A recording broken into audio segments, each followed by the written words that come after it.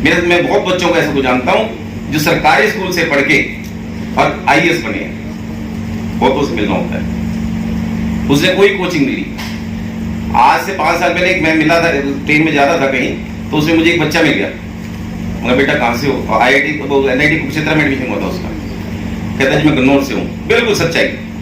मगर बेटा फिर मेरी एक जिज्ञासा रहती है, बेटा कहाँ से पढ़े? कहते हैं जो गन्नौर गवर्नमेंट स्कूल है वहाँ पर, अच्छा मॉडल स्कूल के नाम से, गवर्नमेंट मॉडल स्कूल है वहाँ से। मैं बेटा पापा क्या काम करते हैं? कहते हैं मेरे पापा की पंसारी की दुकान है। मुझे अचंभा हुआ, पंसारी की दुकान, पिता लगभग अनपढ़ या 10वीं 8वीं 10वीं पढ़े होंगे पुरानी, और गवर्नमेंट स्कूल में पढ़ के और NIT में एडमिशन लिया है। NIT is one of the best institutions, one of the best institution, और उसने वहाँ उसका एडमिशन कॉम्पिटिशन। जब वो बच्चे वहाँ ले सकते हैं तो क्यों नहीं हमारे? वहाँ भी कुछ टीचर्स गुरु बने हैं, उन गुरुओं ने उसको कहते हैं जो फलान टीचर ने मेरे को शाम को घर पे जाता बुलाता है, घर पे मेहनत की उन्होंने मेरे साथ, ये फलाना, मतलब उसने वहाँ पे एडमिशन लिया। हमारे भारत विकास परिषद का लुधियाना में सेंटर है, वहाँ पे वहाँ की लाइट में वहाँ के हमारे कमरों में पढ़ के लड़का IAS बना। और जहाजी मिस्टर झा हमारे हरियाणा में है, पूरा नाम में दिमाग से निकल रहा है, वो उनके फादर माली थे वहाँ पे, और उन्होंने उनको पढ़ने की जिज्ञासा थी, पिताजी पढ़ा नहीं सकते थे। ये मुझे सुरेश जैन हमारे राष्ट्रीय संगठन मंत्री, उन्होंने बताया मुझे, वो वहाँ पे पढ़े, उनकी वहाँ पे पढ़ने की जिज्ञासा पूरी की, वहाँ किताबों अपना भारत विकास परिषद वहाँ पे उन्हें किताबें मिली, और उन्होंने उस पर वहाँ पे पढ़ के और UPSC क्लियर किया। उसमें भारत विकास परिषद का सिर्फ इतना योगदान है, उन्होंने उसका स्थान दिया या थोड़ा बहुत मदद की, मेहनत उस बच्चे की अपनी है। तो मैं इस बात को बार बार कई जगह कहने का मौका मिलता है, और बच्चों के साथ सामने बैठने का यही बातें करने का मौका मिलता है, तो भाई तुम बहुत बातें कर रहे हैं, दूसरी बातें बहुत है हमारे पास, लेकिन हमें अपने बच्चों को सिखाना जो है, भारतीय संस्कृति को बचाना है। बच्चों, इस भारतीय संस्कृति में बहुत कुछ धरा है। हम अपने पूर्वजों को जाने, पूर्वजों के बारे में याद करते रहें, पूर्वजों के बारे में पता करते रहें, हमारे पूर्वजों, इनसे हमें बहुत कुछ मिलने वाला है। इस बात को जानो। प्रतियोगिता का हमारा अहम ये है कि KBC सारे देख रहे हैं, कोई एपिसोड ऐसा खोल लेना जिसमें 2 या 3 क्वेश्चन हमारी किताब से ना, जो सिर्फ 50 रुपए 60 रुपए में किताब दे रहे हैं हमको। UPSC वाले के हर एक बस्ते में जिस जो कोचिंग की तैयारी कर रहा है, हर एक बैग की किट में, हर एक किट में हमारी किताब है। स्पेशल ऑर्डर से हमारे पास किताबें जाती हैं उनको, इंस्टीट्यूशंस को। कोई भी कंपटीशन, जो पहले भाई साहब चिंदा जी ने बताया आप लोगों को, कोई भी कंपटीशन ऐसा नहीं है जिसके अंदर हमारी भारत को जानो से किताब से क्वेश्चन नहीं आएगा।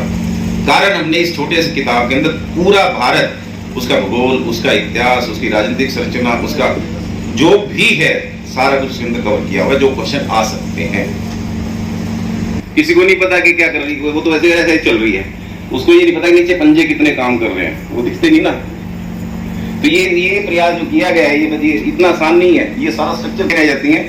10 तारीख को शहीदों जो हमारी स्तर की होगी, आप देखना ये क्वेश्चन भी हमारा सामने आपके सामने दिखेगा। एक मतलब बहुत अच्छे तरीके से, रिफाइंड तरीके से होगी, नेशनल लेवल में बहुत अच्छे तरीके से होती है, जिसमें बच्चे ऐसे आते हैं फट क्वेश्चन, बाद में आता है फट आंसर। अपने सभी बिल्कुल सामने दबाइए। नंबर 4। ओके, तो let's start the round. First round from team number 1। अब मैं बाइलिंगुअल जा सकता हूं सर, अंग्रेजी हिंदी में दोनों साइमल्टेनियसली जा सकता हूं मैं। अब सीनियर बच्चे आ गए, तो we shall start the round from team number 1। First round, first question on the screen. Bihar, Bihar sir, Bihar. आपने कहा बिहार, आपके सामने माइक है, और हमारे कंप्यूटर ने भी कहा Bihar.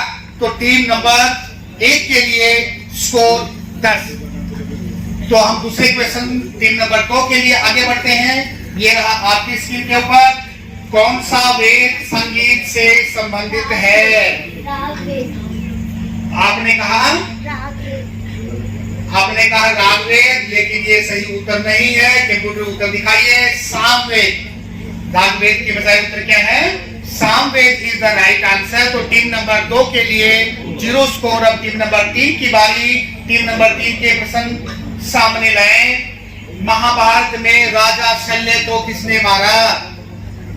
Who killed the king Shalya? Time is ticking out. 3, 2. शुक्ल पूर्णिमा अतः टीम नंबर 4 के लिए भी 0। अब टीम नंबर 5 की बारी। Are you ready? तो टीम नंबर 5 के लिए रहा आपका प्रश्न। पंडित रविशंकर को किस वाद्य यंत्र को बजाने में महारत हासिल है? उस वाद्य यंत्र का आपने नाम बताना है जो पंडित रविशंकर मास्टरियो थे। वीणा। आपने कहा वीणा और कंप्यूटर ने कहा wrong answer. The answer is sitar. Veena time table के बारे में आपने सुना है। Veena is the instrument, musical instrument that can take through the cells from one celestial to another celestial. यानी जो ब्रह्मांडीय नारद मुनि के बारे में सुना है ना, वीणा वादक है वो वीणा जो है खाली वाद्य यंत्र नहीं है ना। दैट एंटी मैटर मटेरियल, वो क्या है? Anti matter. अब हम चलेंगे टीम नंबर 6 की ओर। तो टीम नंबर 6 प्रश्न, सबसे लंबे समय तक जीवित रहने वाले सिख गुरु का नाम बताइए।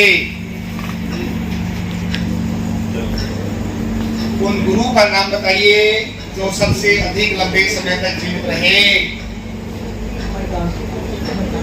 आपने कहा गुरु अमरदास और कंप्यूटर ने भी कहा yes, it is the right answer, गुरु अमरदास जी। तो आपको जाते हैं नंबर 10। अब टीम नंबर 7 की बारी। ये रहा आपका प्रश्न। उत्तर प्रदेश। आपने कहा उत्तर प्रदेश और कंप्यूटर ने भी कहा yes, it is Uttar Pradesh. Right answer, 10 marks. You score. And now it is the turn of team number 8. Team number 8 के लिए आपका प्रश्न ये रहा आपकी स्क्रीन पर। महाभारत के अनुसार कर्ण के बचपन का नाम क्या था? आपने कहा अंगपुत्र। आपने कहा अंगपुत्र। महाभारत के अनुसार कर्ण के बचपन का नाम, ये तो उनके जवानी में आ गया था। तो आपका उत्तर गलत है। सही उत्तर दिखा जाए और सही उत्तर है इसका वशुषैन। तो you score 0। Now the first round is over. किसने आरंभ किया था? वेल बिफोर द इंडिपेंडेंस, आजादी से बहुत पहले की बात है। Time is on. आंसर दिखाया जाए लॉर्ड डलहौजी। इन्होंने किनके काल में शुरुआत है ये? तो टीम नंबर 8 के लिए 0 स्कोर। अब टीम नंबर 7 की बारी। ये रहा आपका प्रश्न। मैं अजय गुप्ता, अध्यक्ष लवकुश शाखा पानीपत। कार्यक्रम की जानकारी। ये भारत को जानो प्रतियोगिता हमारी शाखा स्तरीय प्रतियोगिता हो रही है। इसमें क्या होता है कि शाखा स्तर के बाद जो बच्चे इसमें चुने जाते हैं, अपना प्रतियोगिता में टॉप करते हैं, वो आगे प्रांत स्तर पर जाते हैं। प्रांतीय स्तर पर अपना हरियाणा मध्य प्रांत जो हमारा है, इसमें 32 शाखाएं हैं। 32 शाखाओं में 32 शाखाएं हमारा स्पीडो में 10 नवंबर को कार्यक्रम होना है। तो उसमें से भी जो जीतेगा फिर क्षेत्रीय लेवल पर प्रोग्राम होगा। क्षेत्रीय स्तर के बाद जो जीतेगा वो आगे हमारे राष्ट्रीय स्तर पर जाएगा। भारत विकास परिषद का उद्देश्य क्या है? भारत विकास परिषद 6 बिंदुओं पर कार्य करती है। सेवा, सहयोग, संपर्क, संस्कार, समर्पण और पर्यावरण। ये नया विषय अभी हमने इसी वर्ष ही इसको जोड़ा है अपने भारत विकास परिषद में। तो इन्हीं सभी बिंदुओं पर हमारी भारत विकास परिषद कार्य करती है। सबसे मेन कार्यक्रम हमारे संस्कार के रहते हैं, जिसमें से भारत को जानो प्रतियोगिता भी एक हमारा संस्कार का हिस्सा है। तो भारत जानो प्रतियोगिता के माध्यम से हम सभी स्कूलों पर, अपने क्षेत्र के जितने भी स्कूल हैं, उन सभी स्कूलों में हम जाते हैं। हम उनमें भारत को जानो की हमारी एक पुस्तिका है, वो हम स्कूलों में देते हैं। उस पुस्तिका में आप समझिए कि प्राचीन भारत की सभ्यता जो है, हमारे धर्म है, जो आजकल के किताबों में नहीं पढ़ाया जाता, वो उस किताब में होते हैं। और आजकल के भी जो विषय हैं वो भी उसमें होते हैं, करंट टॉपिक्स। तो उनकी वो पहले हम उनके स्कूल में बच्चों की लिखित परीक्षा लेते हैं। उस लिखित परीक्षा में जो बच्चे उत्तीर्ण होते हैं, फर्स्ट या सेकंड आते हैं, उसमें 2 ग्रुप होते हैं हमारे, एक जूनियर एक सीनियर। जो जूनियर है वो कक्षा 6 से 8 और सीनियर 9 से 12। उनमें से जो बच्चे टॉप होते हैं उनको ही हम प्रतियोगिता आज करवा रहे हैं। जैसे तो इसका फायदा क्या मिलता है स्टूडेंट्स को? इसका फायदा ही मिलता है कि जो प्राचीन हमारी संस्कृति है, सभ्यता है, बच्चों को नहीं मालूम, उन बच्चों को पता चलती है। अच्छा, जो क्वेश्चन, जैसे कई बच्चे पूरी बुक नहीं पढ़ पाते हैं, जो बच्चे यहाँ पे भाग लेने आते हैं वो जो क्वेश्चन आंसर सुनते हैं, हम भी जैसे साथ में आए हुए हैं, माता पिता या जो उनके टीचर साथ में आए हुए हैं, हमारी शाखा के सदस्य जो आए हुए हैं, अब उनको भी इन चीज़ों का पता होता है, तो वो जब उसके माध्यम से उनके बारे में सबको जानकारी मिलती है। आज का युग जो है वो टेक्नोलॉजी का युग है, तो उसके बारे में कितना आप जागरूक कर रहे हैं बच्चों को, कितना सिखा रहे हैं? टेक्नोलॉजी की बात बताऊं कि भारत को जानो प्रतियोगिता हमारी, ये ऑनलाइन परीक्षा भी होती है देश भर में ऑनलाइन प्रतियोगिता भी होती है हमारी। पहले हम बच्चों को अपने पुराने जो संस्कार हैं, जो नहीं जान पा रहे, वो तो जान ले। आजकल की टेक्नोलॉजी तो सब स्कूलों वगैरह में दी जा रही है। इन संस्कारों को कहने का मतलब है स्कूलों में ये धार्मिक शिक्षा नहीं दी जा रही, धार्मिक शिक्षा नहीं, जो भारतीय संस्कृति है हमारी, वो संस्कृति नहीं दी जा रही, सिखाई जा रही। भारतीय संस्कृति के बारे में आजकल किताबों में अब जो नई शिक्षा नीति आई है उसमें थोड़ा सा चेंज हुआ है, लेकिन जो हमारी उससे पहले शिक्षा नीति थी उसमें तो हमने भी स्कूलों में, आप नहीं पढ़ा होगा, मुगलों का इतिहास पढ़ा होगा आपने, किसने उसमें अपना सिखों का इतिहास पढ़ा है, कितने गुरु थे हमारे, किसने चंद्रगुप्त अशोका के बारे में पढ़ा है, वहां तो मुगलों के बारे में पढ़ाया जाता है, शेरशाह सूरी के बारे में पढ़ाया जाता है, जीटी रोड बनाई, जबकि जीटी रोड चंद्रगुप्त के समय बनी थी। भले जो इतिहास को मरोड़ तोड़ के इसमें परोसा गया है हमारे बच्चों के बीच में, उसको हम सुधारने की कोशिश करें। भारत जानो प्रतियोगिता के माध्यम से हम उस किताब में हमारे जो प्राचीन इतिहास है वो सब विवरण उसमें दर्ज है। तो स्कूल्स को, जितने भी विद्यालय हैं स्कूल्स हैं, क्या उनको नहीं आपने ये बात बोली कि आप संस्कृति सिखाइए बच्चों को? नमस्कार, मेरा नाम सुनील चंदा है, मैं रानी लक्ष्मीबाई शाखा का सचिव हूँ। इसका आप उद्देश्य, क्योंकि आपकी अगर शाखा, ये बहुत बच्चों को बहुत थोड़ा ज्ञान मिल पाएगा उससे, तो क्योंकि बहुत कम समय के लिए आप उनको बता पाते होंगे। स्कूल्स में तो बच्चा बहुत टाइम अपना स्पेंड करता है, उसके लिए आपने स्कूल्स को अप्रोच नहीं किया? बहुत सारे स्कूल्स को अप्रोच किया जाता है, सिर्फ इसी कार्यक्रम के लिए नहीं, संस्कार से जुड़े हुए कई कार्यक्रम हैं जिनके लिए किया जाता है। और सारे भारतवर्ष में 1500 से ज़्यादा शाखाएं ये काम कर रही हैं। जो असली कारण है, असली उद्देश्य है, वो सिर्फ एक प्रतियोगिता नहीं है, वो जो विस्मृत हैं हमारे बच्चों के मस्तिष्क में, हमारे देश की समृद्ध परंपराएं, हमारे देश के समृद्ध ऐतिहासिक तथ्य, हमारे देश के बहुत सारे भौगोलिक ऐसे गर्व किए जाने वाले स्थान जिनके बारे में उनको मौजूदा शिक्षा में नहीं पढ़ाया गया। शायद हम किसी और तरफ ज़्यादा जा रहे हैं और अपने जो संस्कार हैं, अपने जो मूल्य हैं, अपने जो हमारे सैद्धांतिक हमारी बढ़िया चीज़ें थी उनको भूलते जा रहे हैं। जब तक ये कड़ी मजबूत नहीं होगी तब तक विकास के रास्ते पे नहीं चल पाएंगे। फिर हम सिर्फ मटेरियलिस्टिक हो जाएंगे, फिर हम सिविक सेंस की तरफ नहीं सोचेंगे, फिर हम नागरिक कर्तव्यों की तरफ नहीं सोचेंगे, फिर हम अभिमान ही नहीं करेंगे कि मैं इस देश का नागरिक हूँ। तो ये अभिमान बच्चों में आए, वो तभी आएगा जब वो अपने इतिहास को जाने। नहीं पता आपको यह है पहले तो मुझे लग रहा था तो सामने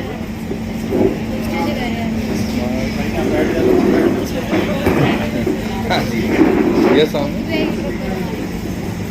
सभी आएंगे।